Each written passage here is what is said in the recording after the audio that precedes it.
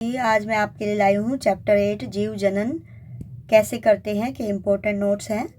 तो जनन क्या होता है? जनन वह प्रक्रिया जिसके द्वारा सजीव अपने जैसे नए जीव उत्पन्न करते हैं या पृथ्वी पर जीवन की निरंतरता को बनाए रखने के लिए आवश्यक है। तो जनन क्या होता है? जैसे मनुष्य जो होता है अपने जैसे बच्चों को जन्म देता है, पशु अपने जैसे बच्चों को जन्म देते हैं, तो ये सब जनन होता है। और ये क्यों जरूरी होता है? ये पृथ्वी पर जीवन की निरंतरता को बनाए रखने के लिए आवश्यक है। अब कोशिका के केंद्रक में पाए जाने वाले गुणसूत्रों के डीएनए के अणुओं में आनुवांशिक गुण होते हैं। कोशिका आपने देखी है, उसका केंद्रक देखा है, उसमें पाए जाने वाले जो गुणसूत्रों के डीएनए होते हैं, डीएनए की फुल फॉर्म होती है डीऑक्सीराइबोन्यूक्लिक एसिड होता है, हिंदी में हम लिख देते हैं। इनके अणुओं में भी आनुवांशिक गुण होते हैं। डीएनए प्रतिकृति बनाता है और नई कोशिकाएं बनाता है। डीएनए की फुल फॉर्म याद रखनी है, ये भी पेपर में आ जाती है, डीऑक्सीराइबोन्यूक्लिक एसिड। इससे कोशिकाओं में विभिन्नता उत्पन्न होती है डीएनए से, और ये नई कोशिकाएं एक समान है परंतु समरूप नहीं है, मतलब देखने में एक जैसी नहीं है और वैसे ये एक समान है। तो विभिन्नता का महत्व होता है, क्या महत्व होता है?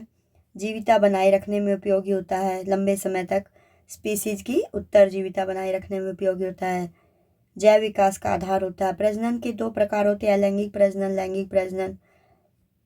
अब अलैंगिक प्रजनन के बारे में यहाँ लिखा हुआ है, लैंगिक प्रजनन के बारे में। फिर आपके पास अलैंगिक प्रजनन की विधियाँ आती है, विखंडन, द्विखंडन। ये जो द्विखंडन है वेरी वेरी इंपॉर्टेंट है, इसके उदाहरण है अमीबा, लेशमेनिया। और ये बहुखंडन है, इसमें जीव जो होता है बहुत सारी कोशिकाओं में विभाजित हो जाता है, इसका उदाहरण है प्लाज्मोडियम।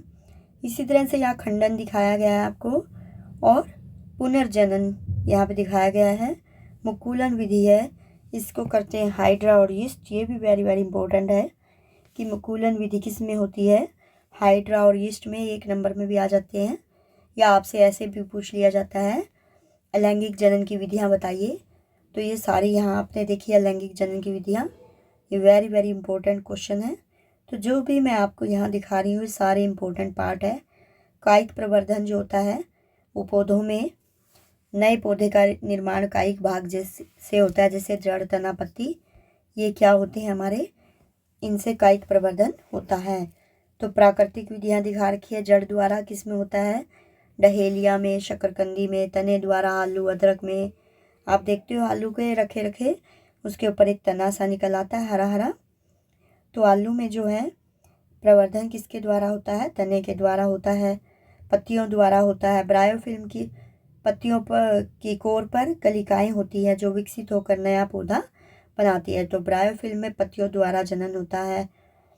कृत्रिम विधियां हैं, रोपण है, कर्तन है, लेयरिंग है, ये कृत्रिम विधियां हैं।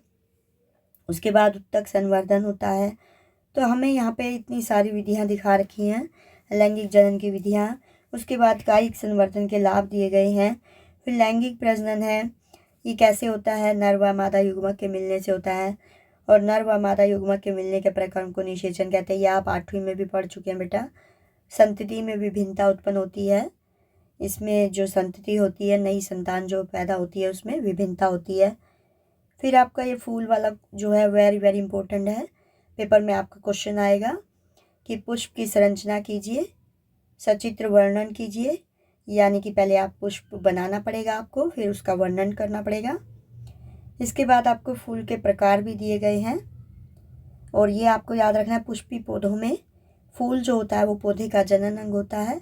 फूल के मुख्य भाग आपने देखे ही हैं, बाह्य दल, जो ये हरी हरी पंखुड़ियाँ होती है, जब फूल बंद होता है बेटा, फूल खिलता नहीं है पूरा, तो ये बाहर आपको पंखुड़ियाँ दिखती है, इनको हम बाह्य दल कहते हैं।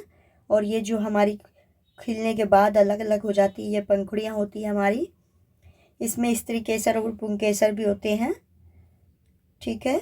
ये आपके पुंकेसर हैं, ये छोटे छोटे पार्ट जो आपको दिख रहे हैं, और ये जो बीच में है मेन जो आपको दिख रही है ये येलो कलर में, ये स्त्री केसर होता है, इसके भी पार्ट होते हैं। ये ऊपर जो है वर्तिकाग्र है, बीच में वर्तिका है, और ये नीचे अंडाशय है, ये स्त्री केसर के पार्ट हैं। इसी तरह से ये जो आपका पुंकेसर है, ये छोटे छोटे आपको येलो दिख रहे हैं, इस तरफ भी जो दिख रहे हैं ये सारे पुंकेसर हैं। इनमें जो ऊपर का हिस्सा ये पराग कोश है बेटा, और जो ये बीच की पतली सी डंडी आपको दिख रही है इसको हम तंतु कहते हैं। ये वेरी वेरी इंपॉर्टेंट है आपका। इसके बाद यहाँ पे दिखाया गया बीज निर्माण की प्रक्रिया कैसे होती है। ये आपको वर्तिकाग्र पर परागकणों का अंकुरण दिखाया जा रहा है। अगर आपको पिक्चर दे दी जाए उसमें आपको एरो लगा देंगे कि इनके नाम लिखिए, तो आपने हर पिक्चर को ध्यान से देखना है और उनके ये नाम याद रखने हैं आपने। फिर यौवनारंभ में क्या परिवर्तन आते हैं, ये क्वेश्चन भी वेरी वेरी इंपॉर्टेंट है, तो आप यहाँ से ये पढ़ सकते हो और सबको पता भी होता है ये। इसके बाद है नर जनन तंत्र। ये भी आपका वेरी वेरी इंपॉर्टेंट पार्ट है कि नर जनन तंत्र में हमारे कौन कौन से भाग होते हैं और इसमें क्या क्या होता है। तो वृषण का ज़्यादा इम्पोर्टेंट है इसमें। यहाँ आप देख सकते हो इसको, मानव का नर जनन तंत्र। आपको पिक्चर को बिल्कुल अच्छी तरह से याद रखना है, इनके नाम याद रखने हैं और पिक्चर बनाने की प्रैक्टिस भी करनी है बेटा। इसके बाद मादा जनन तंत्र आपको दिखाया गया, इसके पार्ट क्या क्या होते हैं। अंडाशय, अंडवाहिनी, इसको अंडवाहिका भी कहते हैं हम, फैलोपियंस ट्यूब इंग्लिश में कहते हैं, और गर्भाशय। ये हमारे यहाँ पे 3 पार्ट होते हैं। इसी तरह से नर जनन तंत्र के भी 3 पार्ट होते हैं। आपका है वृषण है, शुक्रवाहिनी है, मूत्र मार्ग है, यहाँ पे शीशन भी कहते हैं इसे हम। इसके बाद है जब अंड कोशिका का निषेचन होता है तो क्या होता है, ये दिखाया गया आपको। और जब अंड का निषेचन नहीं होता तो क्या होता है। जनन स्वास्थ्य के बारे में बताया गया है। इसके बाद गर्भरोधन बताया गया है। गर्भ धारण को रोकना गर्भरोधन कहलाता है। और गर्भरोधन के कौन कौन से प्रकार होते हैं कि गर्भ को, जो गर्भ धारण होता है उसे हम किस किस विधि से रोक सकते हैं, ये भी बार बार पूछा गया क्वेश्चन। तो आपको जितने भी क्वेश्चन यहाँ दिख रहे हैं बेटा, जितने भी पार्ट यहाँ दिख रहे हैं सारे इम्पोर्टेंट हैं, तो आपको अच्छी तरह से ये पढ़ने होंगे। Okay, bye bye. Next video में फिर से मिलेगी आपकी सुदेश मैम। बाय बेटा।